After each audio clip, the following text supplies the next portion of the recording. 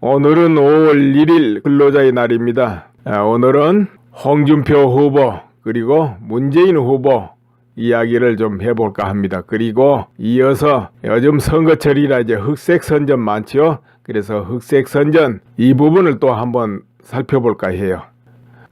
이 두 후보 이야기 할 건데요.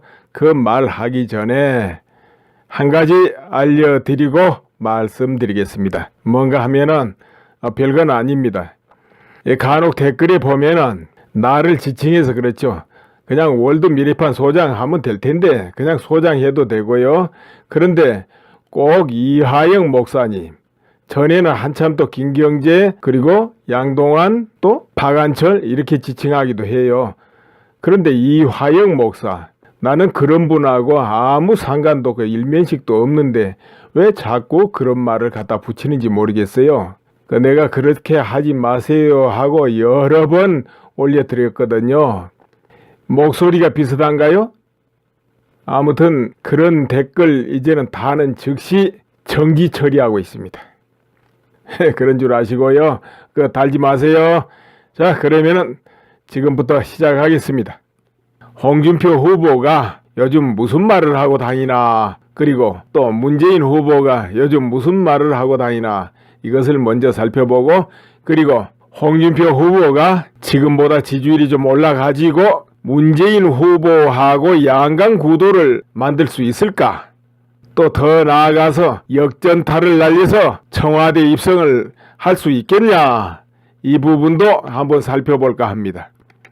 홍준표 후보가 30일 서울 강남구 삼성동 코엑스 앞에서 유세를 하게 됩니다.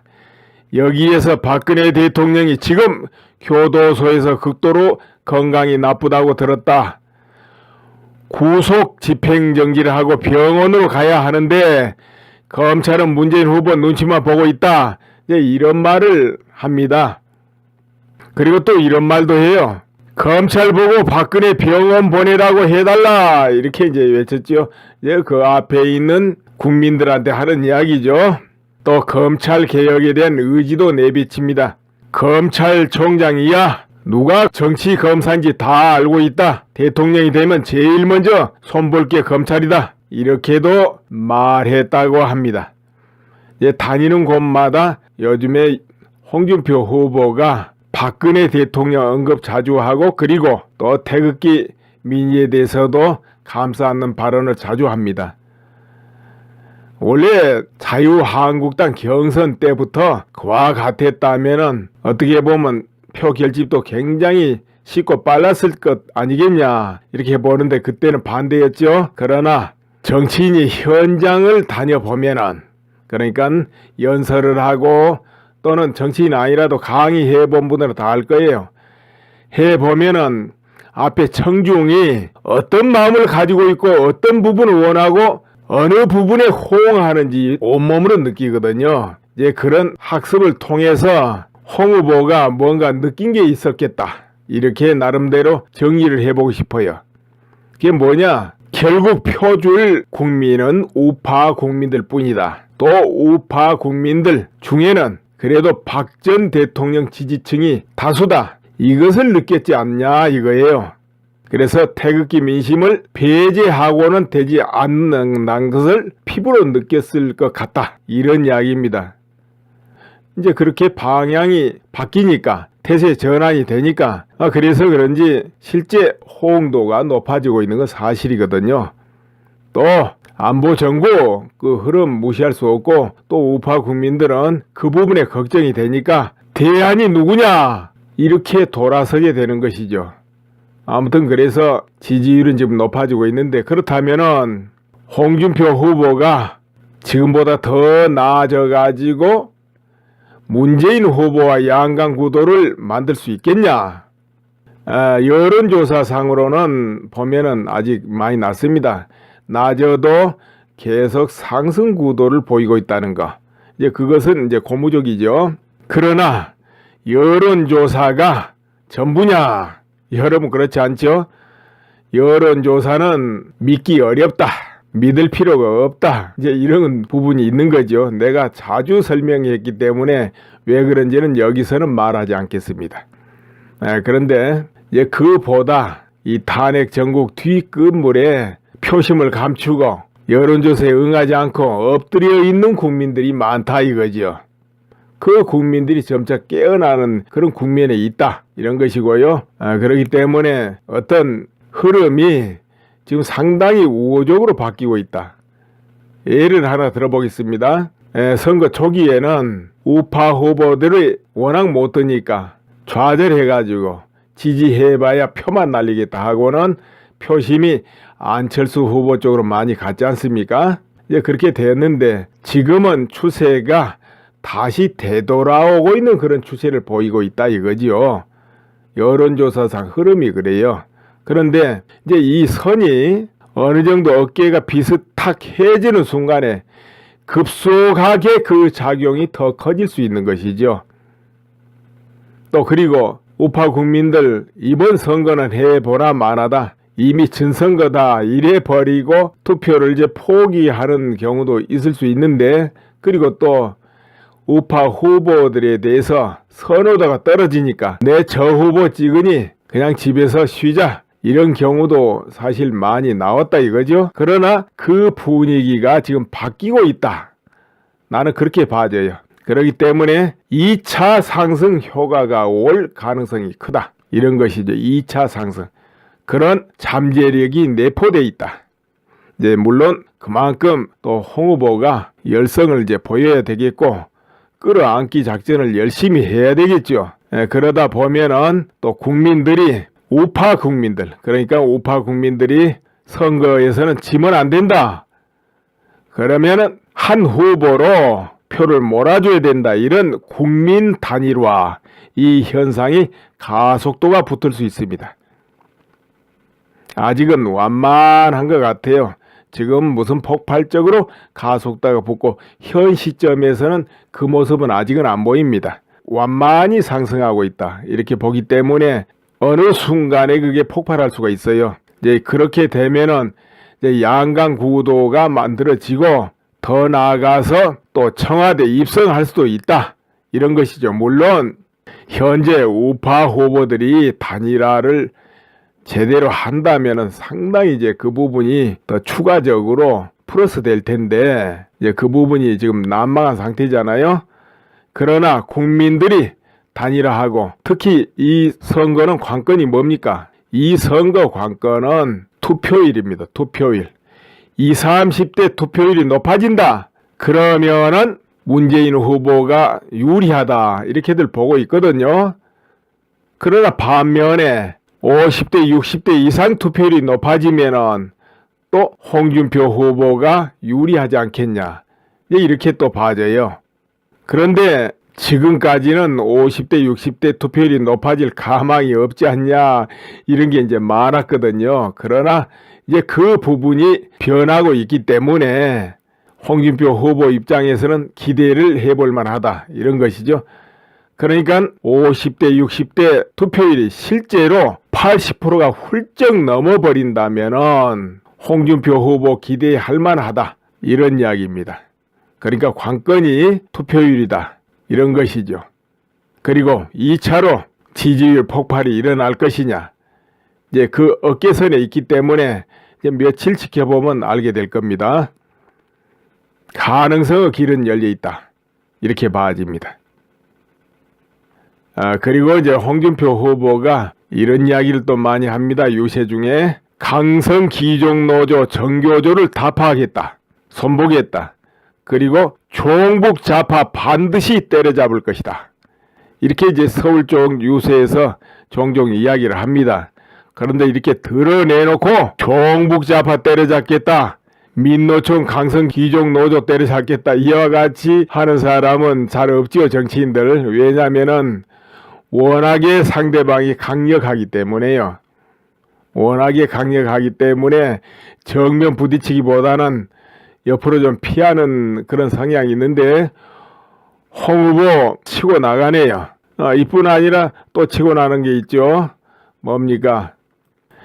종합편성 채널에 대해 이제 불만도 많이 드러냅니다.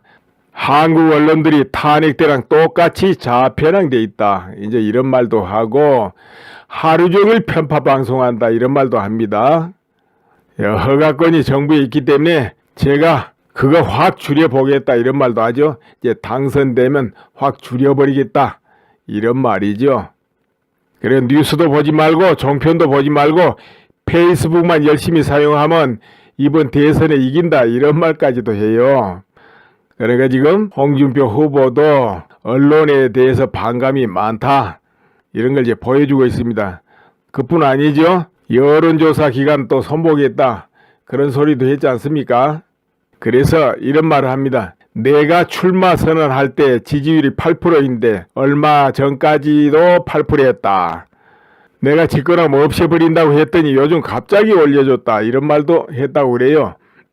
그러니까 여론조사 기간에 대해서도 반감이 많습니다. 그런데 이제 이 부분 한번 짚어보면은 홍 후보가 이 선거 유세를 다니면서 이제 피부로 이런 부분에도 많이 겪었는가 봅니다. 그러다 보면 또 주변에서 참모들이 아니면 다른 사람들이 또 이런저런 이야기를 전해줄 거 아닙니까? 특히나 탄핵 과정 이야기도 또 여기서 또 나올 거예요. 그러다 보면 또 홍 후보가 미처 접하지 못했던 걸 접하게 되고 그리고 유세를 하면서 당연히 언론 보도 같은 거 자세히 볼 거 아닙니까?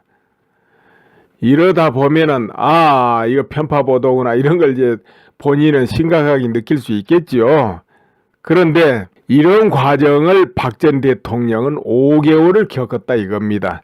그럼 박 전 대통령 입장에서는 모든 언론 보도 그 심각성 아니면 허위 보도, 오보 이런 거에 대해서 너무나 잘 알았을 거 아닙니까? 그럴 때 그 심정 알만하죠. 그래서 홍 후보도 이제 탄핵의 전 과정에 대해서 최소한 이제는 의문을 가지고 있다 이렇게 봐도 될 것 같습니다. 그리고 이 언론 이런 기관에 대해서 그 속성을 자신이 피부로 느끼고 있다 이렇게 봐도 되지 않을까 싶어요. 그래서 박 전 대통령 이 탄핵을 보는 눈이 이제는 좀 달라졌지 않겠냐? 초기하고 달리 이렇게 봐집니다. 그렇다면은 홍 후보가 장차 힘을 가진다면은 박 전 대통령을 보호하고 그리고 태극기를 든 그 애국 시민들의 민의를 염원을 달성해 줄까요? 그 부분은 생각과는 또 다를 수가 있습니다. 왜냐하면은 엄연히 탄핵에 참가하고 방조하고 그런 거대한 세력들이 또 그렇게 분위기를 조성한 그 힘이 현실로 존재하고 있거든요. 이 선거 전국에도 자유한국당에 같이 뛰고 있잖아요 지금. 그러한데 이 탄핵의 진실을 한번 밝혀보자고 제대로 조사한다는 게 그게 썩 그렇게 쉽겠냐 이런 이야기죠. 그렇게 되면은 그야말로 국회가 뒤집어지는 일이 벌어지는데 이게 과연 쉽겠나? 너무 큰 기대는 하지 않아야 되지 않겠냐? 이렇게 싶어요. 그런데 여러분 생각해 보세요. 태극기 집회가 최고조에 이르렀을 때 수십만 백만이 나왔을 때 그때 그 앞에서 연설을 하고자 신청한 사람이 수십 명 줄을 지었어요. 그랬죠? 요즘 그분들 다 어디 있습니까? 이리저리 지지 후보 따라서 움직이고 그러고 있죠? 그런데 아무튼 그 수많은 태극기 집회에 나온 분들 모두 탄핵 무효를 외치고 국회 해산을 외쳤다 이거예요. 그런데 그 중에는 박근혜 대통령 탄핵을 극구 반대 안 해도 국가 안보를 위해서 나온 시민들이 굉장히 또 많았을 거예요. 당연히 거기 나온 시민들이 다 박사모도 당연히 아니죠. 언론에서 박사모 하고 몰아친 거는 그건 왜곡하려고 그랬던 것이고 거기 나온 연사들도 아무래도 그런 뜻이 있어서 연사로 나와서 연설을 했겠죠. 물론 일부는 수많은 사람 앞에서 연설 좀 해보고 싶어서 연설한 분도 왜 없다 할 수는 없을 거예요. 아무튼 그런데 그분들 지금 어디 있습니까? 지금은 어떻게 하든지 우선적으로 우파 국민이 결집해서 한 후보를 밀어가지고 당선시켜야 되겠다 이런 분위기가 팽배하니까 거기는 두말하지 말라 이런 분위기도 있습니다. 그러나 그 이후에 선거 끝 후에 여러분 제자리 가 있지 않겠는가? 그러면은 그 수많은 태극기 민의는 어디로 향할 것이고 어디에서 둥지를 틀고 어떻게 움직여야 될 것인가? 뭔가 그 뜻이 해결된다는 것은 다 정화가 이루어져야 된다는 이야기인데 그런 정화는 하세월이겠죠. 시간이 많이 걸리고. 네, 그렇기 때문에 지금은 우선은 이렇지만 선거 이후에는 다른 양상이 또 펼쳐지지 않겠는가. 그래서 새누리당의 존속은 여전히 중요한 위치에 있다. 그래서 새누리당의 존속은 여전히 중요한 위치에 있다. 나는 그렇게 봐지고 따라서 같이 애를 쓰고 뜻을 같이 냈던 사람들은 절대 서로 비방하고 하면 안 될 것이다. 아무리 선거 전국이라도 난 그렇게 생각합니다.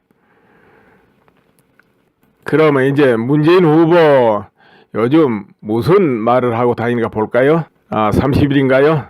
보수 진영 안보 공세 이젠 국민도 속지 않는다 이놈들아. 이제 이렇게 강하게 받아치고 나왔습니다. 그러니까 이제 안보 공세를 하니까 그 국민이 안 믿는다 이런 이야기죠.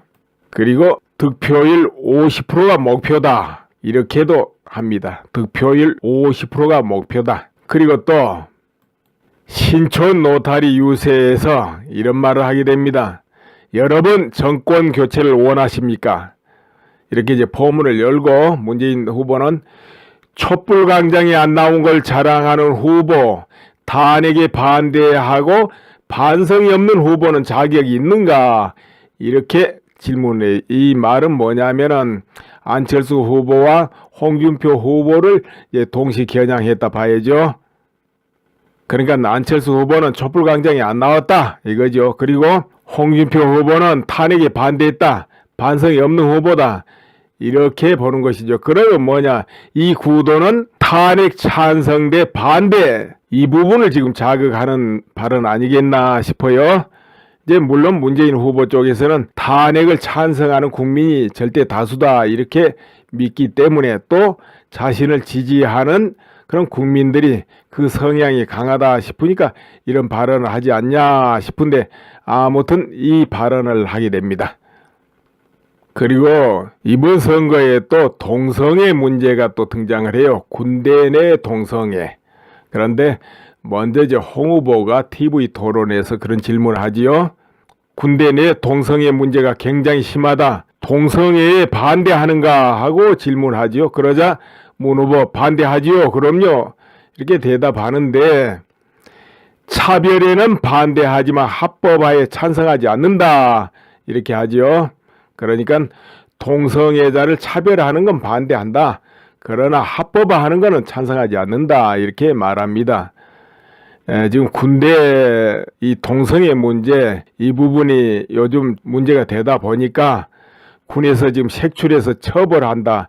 이렇게 되지 않습니까? 그런데 지금 문재인 후보 발언은 뭐냐? 동성애자를 차별하는 것은 안 된다. 그러나 합법화 찬성하지 않는다. 이 말은 전에 군대의 동성애를 허용하는 듯한 옹호하는 듯한 그런 법안도 발의된 적이 있고 또 합법화 찬성하자 이런 기류도 있고 그렇습니다.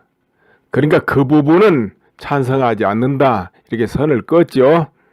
예전에 동성애 옹호 법안이 발의된 거 여러분 아십니까? 동성애 옹호 법안 발의. 그런데 이제 거기에 군형법, 차별금지법, 그러니까 군형법, 차별금지법. 그러니까 이건 뭐냐면은 문제는 이게 사회적인 그런 법안이라기보다는 군대를 겨냥했다는 거죠. 군부대를 이 법안이 과거에 그 법안의 문제가 뭐냐면 군형법 일부 개정 법률안 여기에 군대 내의 동성 간 성행위에 대한 처벌 규정을 삭제하는 것이 들어있었다 이거죠. 군대 내 동성 간 성행위에 대한 처벌 규정을 삭제하는 내용. 그러면 이건 뭐냐면 명백히 동성애 옹호를 위한 개정안이다 이렇게 되는 것이죠. 이 부분이 이제 문제가 돼가지고 말썽이 굉장히 많았는데 이때 동성애 옹호 법안을 발의한 사람들이 더불어민주당 소속들이 다수였죠. 거기서 이제 발의가 됐어요. 이제 그런 적이 있었지만은 아마 무야 되고 말았는데, 여러분은 어떻게 생각합니까? 군대 내에 동성애가 만연한다면은 전투력에 도움이 될까요? 아니면은 하향될까요? 지금도 이제 동성애가 문제된다. 그 말은 뭐냐면 암암리에 어떤 그런 일이 벌어지고 있고, 또 이런 거 있습니다. 군이란 특수성이 있잖아요. 군이란 특수성 때문에 어떤 것이 암암리에 묵인되면 쫙 전염병처럼 퍼지고 만연화돼 버릴 그런 가능성이 높은 것이 군입니다. 그래서 여참은 연대 처벌하고 이제 그런데요. 예를 들어서 이 동성애 말고 그냥 성추행 이런 거 있어가지고 간혹 보도되고 그렇잖아요. 그런데 이 부분에서 관대해져 버리면 어떻게 되느냐면 그 부대 안에 고참, 쫄병 이와 같이 성추행이 관례적으로 만연돼 버릴 그런 가능성이 높은 것입니다. 그렇게 만연돼 버리면 대를 이어가는 거예요. 그 부대의 어떤 풍속 간섭 비슷해지면서 이게 굉장히 이제 위험하거든요. 그런데 그것을 넘어가지고 동성애를 해도 상관이 없고 처벌받지 않는다 이렇게 돼버리면은 어떤 일이 벌어질까 상상해 보세요. 이제 소수자가 실제로 동성애 있는 경우, 그 경우하고 멀쩡한 동성애 집단도 아닌 집단이, 동성애 의향도 없는 집단이 그게 생활화돼 버린다, 만연한다, 퍼져버린다. 그러면 어떻게 되겠습니까? 만연화되고 퍼지면은 어느 선을 넘어가면 처벌로도 안 돼요. 다음에는 인정하고 합법화 해줘야 될 겁니다. 그런 일이 벌어질 수도 있어요. 그렇게 되면은 군 통솔이라든가 또는 전투력 향상에 도움이 되겠습니까? 안 되겠습니까? 또 아들, 딸을 둔 그런 부모들 입장은 어떨까요? 빠지길 바랄까요? 그렇지 않겠죠? 성소수자들이 또 있습니다. 세상에. 왜냐하면은 이 정체성, 가치관, 정신적인 이 문제로 동성애 소수자가 나오기 마련입니다. 그러니까 그런 사람들은 차별 안 하고 또 그 나름대로 보호한다. 이런 부분은 이제 사회에서 또 인정할 수 있는 부분인데요. 군 자체가 또 그렇게 정신적 가치관, 정체성이 전혀 동성애하고 상관없는 집단인데 이게 놀이 삼아서, 유행 삼아서, 풍습 삼아서 그렇게 변해버린다면 이건 큰일이다. 당연히 그거는 막아야 된다. 합법화하면 안 된다. 이런 거 아니겠냐 싶은데요. 여러분 의견은 어떨지 모르겠습니다. 그리고 이어집니다. 어떤 이야기를 할 거냐 하면 흑색선전. 요즘 선거 기간이라 이 흑색선전이라든가 네거티브 그럽니까 보통? 그거 굉장히 주의해야 되고 또 휩쓸리지 않아야 되는데도 왜 그런 것이 늘 나오느냐? 나오는 건 뭐냐면 선거가 얼마 안 남았을 때 표심을 자극하고 움직이기 위해서 종종 그 방법을 씁니다. 그러면은 뭐냐? 처벌을 감수하는 거겠죠. 근데 이 선거 도중에 네거티브 이런 거 굉장히 이제 주의해야 되는데, 왜냐하면은 명예훼손을 해도 주로 선거 기간에 그렇게 되면 형벌이 커요. 그러니까 훨씬 엄중한 처벌을 받는 것이죠. 또 여참은 그냥 구속이 원칙이에요. 그렇기 때문에 이런 거 이제 주의해야 되는데, 변희재 씨 새누리당의 선거전략위원장입니까? 변희재 씨가 그런 글을 올려놨네요. 한번 볼까요? 뭔가? 모 TV, 그러니까 유튜브입니다. 거기에서 모해를 했다 이거죠. 음해를 했다 이겁니다. 그래서 오늘 선관위의 선거법 위반으로 고발 조치하고 검찰이 즉각적으로 구속 수사도 요청하겠다 이래놨네요. 그 내용이 뭔가 하면은 이제 첫째, 가장 심각한 거짓말은 조원진 후보와 제가 홍준표 측과 협상하는데 지금 있는 참모들을 다 교체하고 제가 참모로 들어가겠다고 제안했다는 것. 그러니까는 변희재 씨가 참모로 들어가겠다. 홍준표 밑에. 그것이 이제 심각한 거짓말이라는 것이죠. 후보 단일화 성사되는 즉시 모든 직을 내려놓겠다고 공개글을 적었습니다. 무슨 제가 홍준표 참모로 들어가? 이제 이와 같이 해놨네요. 또 두 번째로 정강용, 정미형, 조원진 후보가 SSTV 촬영을 금지시키고 기자들 몰래 김대중 묘소 참배했다. 이들이 원래 자익들이었기 때문이다.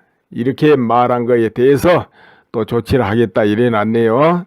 근데 이게 뭔 말인가 하고 내가 찾아보니까 이런 이야기네요. 보통 출마를 하게 되면 현충원 기본으로 가잖아요.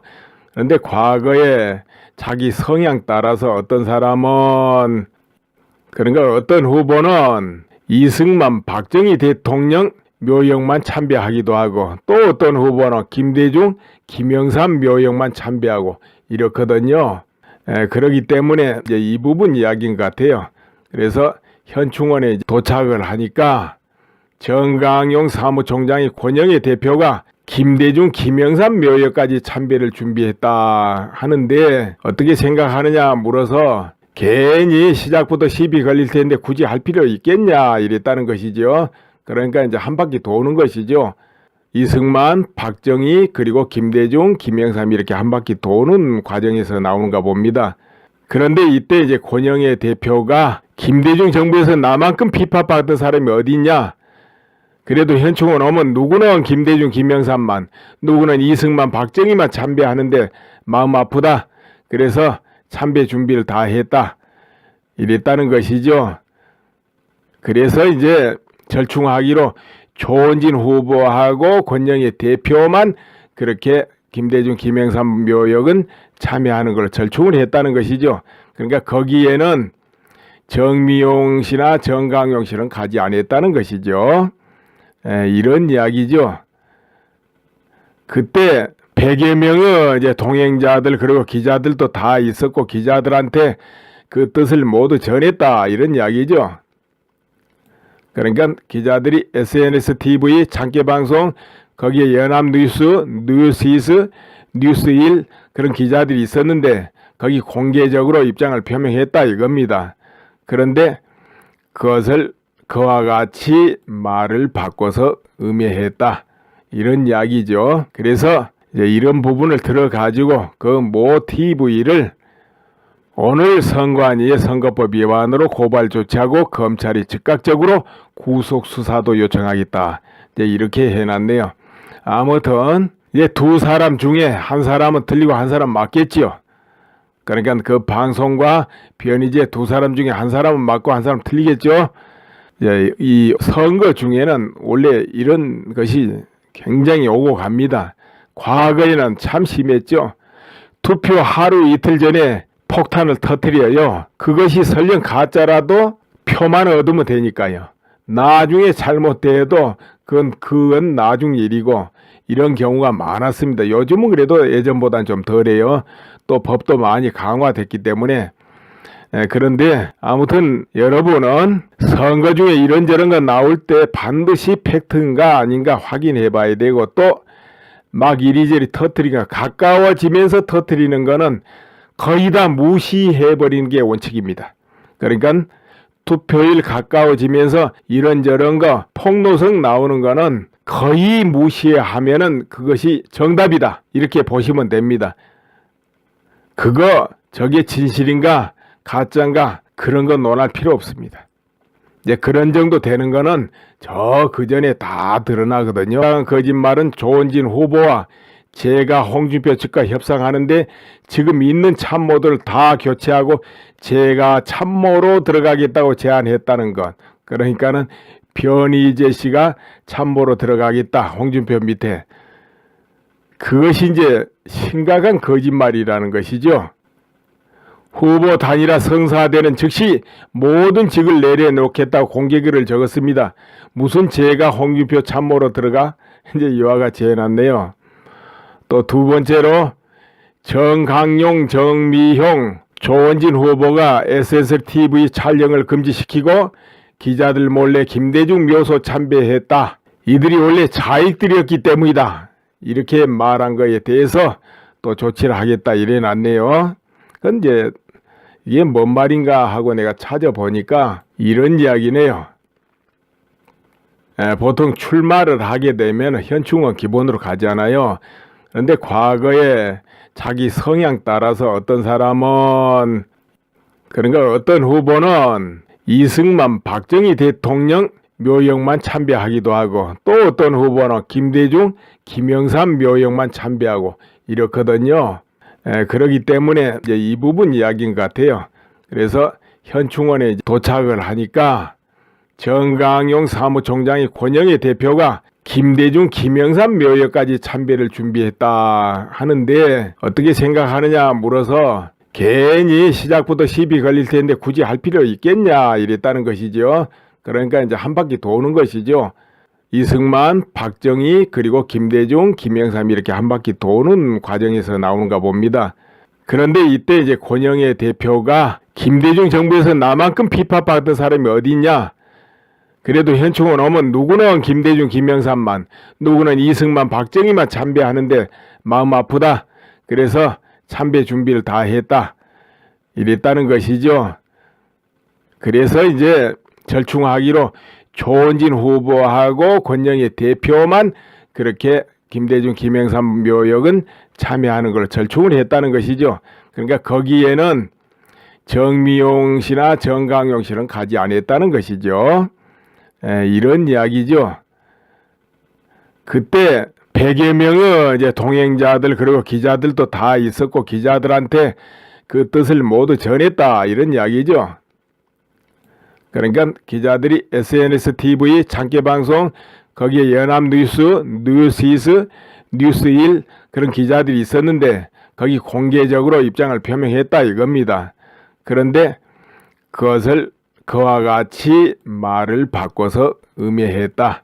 이런 이야기죠. 선거 관건은 투표일입니다. 투표일.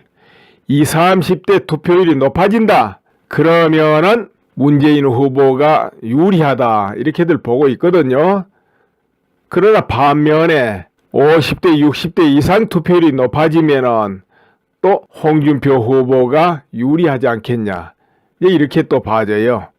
그런데 지금까지는 50대, 60대 투표율이 높아질 가망이 없지 않냐 이런 게 이제 많았거든요. 그러나 이제 그 부분이 변하고 있기 때문에 홍준표 후보 입장에서는 기대를 해볼 만하다 이런 것이죠. 그러니까 50대, 60대 투표율이 실제로 80%가 훌쩍 넘어버린다면은 홍준표 후보 기대할 만하다 이런 이야기입니다. 그러니까 관건이 투표율이다. 이런 것이죠. 그리고 2차로 지지율 폭발이 일어날 것이냐. 이제 그 어깨선에 있기 때문에 이제 며칠 지켜보면 알게 될 겁니다. 가능성의 길은 열려 있다. 이렇게 봐집니다. 그리고 이제 홍준표 후보가 이런 이야기를 또 많이 합니다. 유세 중에 강성 기종노조 정교조를 다 파악했다. 손보겠다. 그리고 종북 좌파 반드시 때려잡을 것이다. 이렇게 이제 서울 쪽 유세에서 종종 이야기를 합니다. 그런데 이렇게 드러내놓고 종북 좌파 때려잡겠다. 민노총 강성 기종 노조 때려잡겠다. 이와 같이 하는 사람은 잘 없지요, 정치인들. 왜냐면은 워낙에 상대방이 강력하기 때문에요.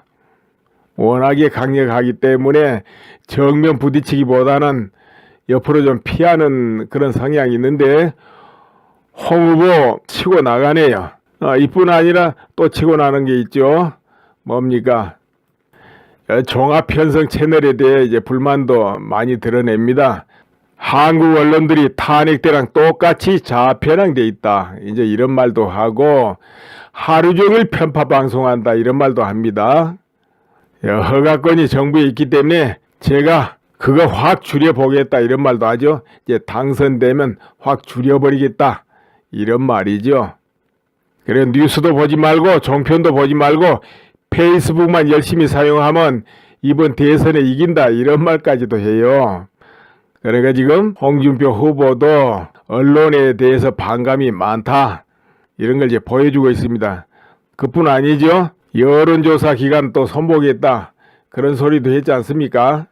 그래서 이런 말을 합니다. 내가 출마 선언할 때 지지율이 8%인데 얼마 전까지도 8%였다. 내가 집권하면 없애버린다고 했더니 요즘 갑자기 올려줬다. 이런 말입니다. 그럼 박 전 대통령 입장에서는 모든 언론 보도 그 심각성 아니면 허위 보도, 오보 이런 거에 대해서 너무나 잘 알았을 거 아닙니까? 그럴 때 그 심정 알만하죠. 그래서 홍 후보도 이제 탄핵의 전 과정에 대해서 최소한 이제는 의문을 가지고 있다. 이렇게 봐도 될 것 같습니다.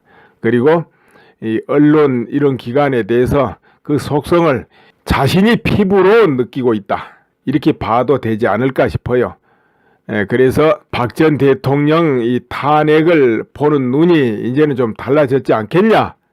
초기하고 달리 이렇게 봐집니다. 그렇다면 홍 후보가 장차 힘을 가진다면 박 전 대통령을 보호하고 그리고 태극기를 든 그 애국 시민들의 민의를 염원을 달성해 줄까요? 그 부분은 생각과는 또 다를 수가 있습니다. 왜냐하면은 엄연히 탄핵에 참가하고 방조하고 그런 거대한 세력들이 또 그렇게 분위기를 조성한 그 힘이 현실로 존재하고 있거든요. 이 선거 전국에도 자유한국당에 같이 뛰고 있잖아요, 지금. 그러한데 이 탄핵의 진실을 한번 밝혀보자고 제대로 조사한다는 게 그게 썩 그렇게 쉽겠냐? 이런 이야기죠. 그렇게 되면은 그야말로 국회가 뒤집어지는 일이 벌어지는데 이게 과연 쉽겠나? 너무 큰 기대는 하지 않아야 되지 않겠냐? 이렇게 싶어요. 그런데 여러분 생각해 보세요. 태극기 집회가 최고조에 이르렀을 때 수십만 백만이 나왔을 때 그때 그 앞에서 연설을 하고자 신청한 사람이 수십 명 줄을 지었어요. 그랬죠? 요즘 그분들 다 어디 있습니까? 이리저리 지지 후보 따라서 움직이고 그러고 있죠? 그런데 아무튼 그 수많은 태극기 집회에 나온 분들 모두 탄핵 무효를 외치고 국회 해산을 외쳤다 이거예요. 그런데 그 중에는 박근혜 대통령 탄핵을 극구 반대 안 해도 국가 안보를 위해서 나온 시민들이 굉장히 또 많았을 거예요. 당연히 거기 나온 시민들이 다 박사모도 당연히 아니죠. 언론에서 박사모 하고 몰아친 거는 그건 왜곡하려고 그랬던 것이고 거기 나온 연사들도 아무래도 그런 뜻이 있어서 연사로 나와서 연설을 했겠죠. 물론 일부는 수많은 사람 앞에서 연설 좀 해보고 싶어서 연설한 분도 왜 없다 할 수는 없을 거예요. 아무튼 그런데 그분들 지금 어디 있어? 그러니까 어떤 후보는 이승만, 박정희 대통령 묘역만 참배하기도 하고 또 어떤 후보는 김대중, 김영삼 묘역만 참배하고 이렇거든요. 그러기 때문에 이제 이 부분 이야기인 것 같아요.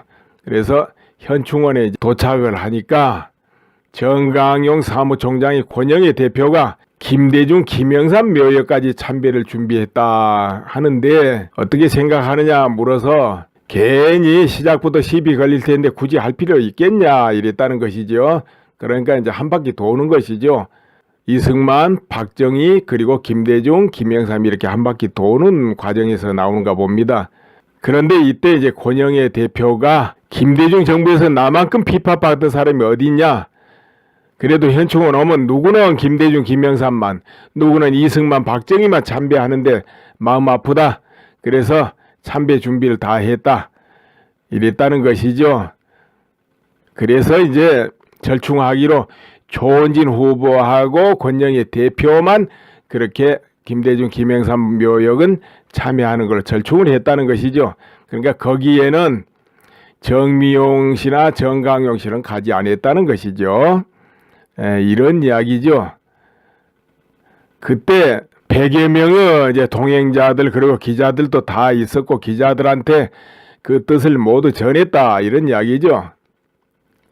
그러니까 기자들이 SNS, TV, 장기방송 거기에 연합뉴스, 뉴스이스, 뉴스일 그런 기자들이 있었는데 거기 공개적으로 입장을 표명했다 이겁니다. 그런데 그것을 그와 같이 말을 바꿔서 음해했다. 이런 이야기죠. 그래서 이제 이런 부분을 들어가지고 그 모티브를 오늘 선관위의 선거법 위반으로 고발 조치하고 검찰이 즉각적으로 구속 수사도 요청하겠다. 이제 이렇게 해놨네요. 아무튼 이제 두 사람 중에 한 사람은 틀리고 한 사람 맞겠지요. 그러니까 그 방송과 변희재 두 사람 중에 한 사람은 맞고 한 사람 틀리겠죠. 이제 이 선거 중에는 원래 이런 것이 굉장히 오고 갑니다. 과거에는 참 심했죠. 투표 하루 이틀 전에 폭탄을 터뜨려요. 그것이 설령 가짜라도 표만 얻으면 되니까요. 나중에 잘못돼도 그건 나중 일이고 이런 경우가 많았습니다. 요즘은 그래도 예전보다는 좀 덜해요. 또 법도 많이 강화됐기 때문에. 그런데 아무튼 여러분은 선거 중에 이런저런 거 나올 때 반드시 팩트인가 아닌가 확인해 봐야 되고 또 막 이리저리 터뜨리니까 가까워지면서 터뜨리는 거는 거의 다 무시해 버리는 게 원칙입니다. 쓸 것 같다. 이런 이야기입니다. 이제 그렇게 방향이 바뀌니까 태세 전환이 되니까 그래서 그런지 실제 호응도가 높아지고 있는 건 사실이거든요. 또 안보 정부 그 흐름 무시할 수 없고 또 우파 국민들은 그 부분에 걱정이 되니까 대안이 누구냐 이렇게 돌아서게 되는 것이죠. 아무튼 그래서 지지율은 지금 높아지고 있는데 그렇다면은 홍준표 후보가 지금보다 더 나아져 가지고 문재인 후보와 양강 구도를 만들 수 있겠냐? 여론조사상으로는 보면은 아직 많이 낮습니다. 낮아도 계속 상승 구도를 보이고 있다는 거. 이제 그것은 이제 고무적이죠. 그러나 여론조사가 전부냐? 여러분 그렇지 않죠? 여론조사는 믿기 어렵다. 믿을 필요가 없다. 이제 이런 부분이 있는 거죠. 내가 자주 설명했기 때문에 왜 그런지는 여기서는 말하지 않겠습니다. 그런데 이제 그보다 이 탄핵 전국 뒷끝물에 표심을 감추고 여론조사에 응하지 않고 엎드려 있는 국민들이 많다 이거죠. 그 국민들이 점차 깨어나는 그런 국면에 있다 이런 것이고요. 그렇기 때문에 어떤 흐름이 지금 상당히 우호적으로 바뀌고 있다. 예를 하나 들어보겠습니다. 선거 초기에는 우파 후보들이 워낙 못 드니까 좌절해가지고 지지해봐야 표만 날리겠다 하고는 표심이 안철수 후보 쪽으로 많이 갔지 않습니까? 이제 그렇게 됐는데 지금은 추세가 다시 되돌아오고 있는 그런 추세를 보이고 있다 이거지요. 여론조사상 흐름이 그래요. 그런데 이제 이 선이 어느 정도 어깨가 비슷해지는 순간에 급속하게 그 작용이 더 커질 수 있는 것이죠. 또 그리고 우파 국민들 이번 선거는 해보나 마나다. 이미 진선거다 이래 버리고 투표를 이제 포기하는 경우도 있을 수 있는데 그리고 또 우파 후보들에 대해서 선호도가 떨어지니까 내 저 후보 찍으니 그냥 집에서 쉬자 이런 경우도 사실 많이 나왔다 이거죠. 그러나 그 분위기가 지금 바뀌고 있다.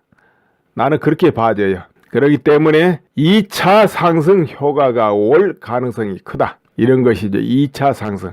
그런 잠재력이 내포되어 있다. 이제 물론 그만큼 또 홍 후보가 열성을 이제 보여야 되겠고 끌어안기 작전을 열심히 해야 되겠죠.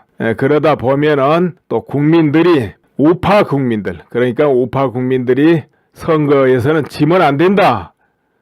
그러면은 그런 일이 벌어질 수도 있어요. 그렇게 되면은 군 통솔이라든가 또는 전투력 향상에 도움이 되겠습니까? 안 되겠습니까? 또 아들, 딸을 둔 그런 부모들 입장은 어떨까요? 빠지길 바랄까요? 그렇지 않겠죠.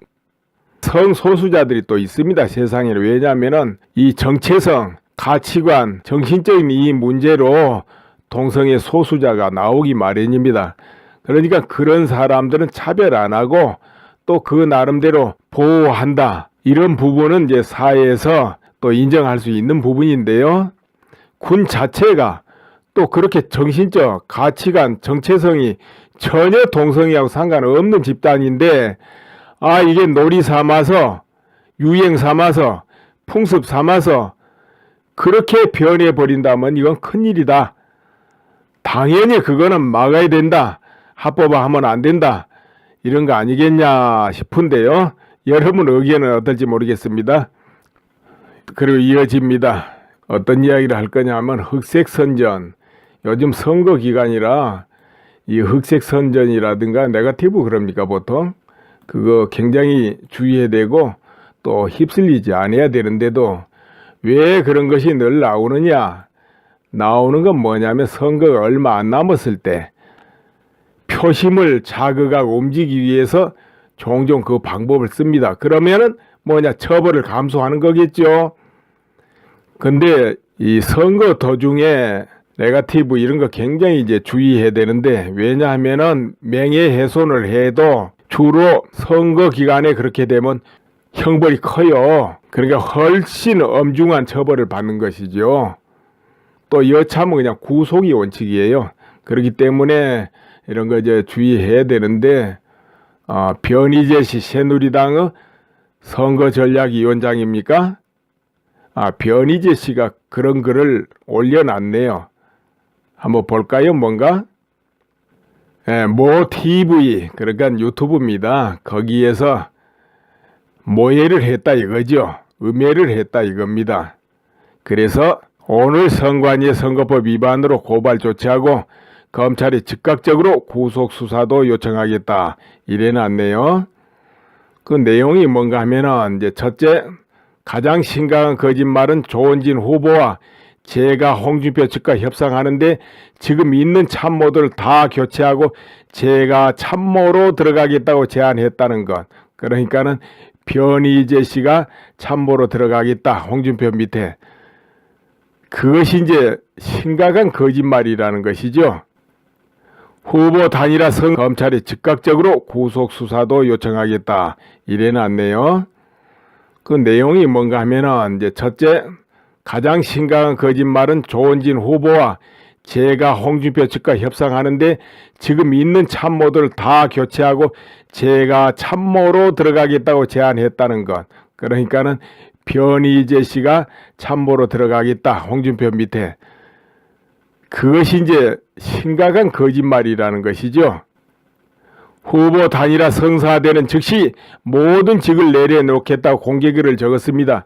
무슨 제가 홍준표 참모로 들어가? 이제 이와 같이 해놨네요. 또 두 번째로 정강용, 정미형, 조원진 후보가 SSTV 촬영을 금지시키고 기자들 몰래 김대중 묘소 참배했다. 이들이 원래 자익들이었기 때문이다. 이렇게 말한 거에 대해서 또 조치를 하겠다 이래놨네요. 근데 이게 뭔 말인가 하고 내가 찾아보니까 이런 이야기네요. 보통 출마를 하게 되면 현충원 기본으로 가잖아요. 그런데 과거에 자기 성향 따라서 어떤 사람은 그러니까 어떤 후보는 이승만, 박정희 대통령 묘역만 참배하기도 하고 또 어떤 후보는 김대중, 김영삼 묘역만 참배하고 이렇거든요. 그러기 때문에 이제 이 부분 이야기인 것 같아요.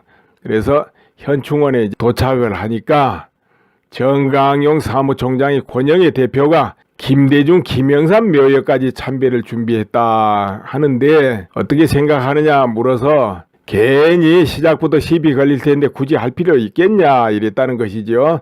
그러니까 이제 한 바퀴 도는 것이죠. 이승만, 박정희, 그리고 김대중, 김영삼 이렇게 한 바퀴 도는 과정에서 나오는가 봅니다. 그런데 이때 이제 권영애 대표가 김대중 정부에서 나만큼 비판받던 사람이 어디 있냐? 그래도 현충원 오면 누구는 김대중, 김영삼만, 누구는 이승만, 박정희만 참배하는데 마음 아프다. 그래서 참배 준비를 다 했다. 이랬다는 것이죠. 그래서 이제 절충하기로 조원진 후보하고 권영애 대표만 그렇게 김대중, 김영삼 묘역은 참여하는 걸 절충을 했다는 것이죠.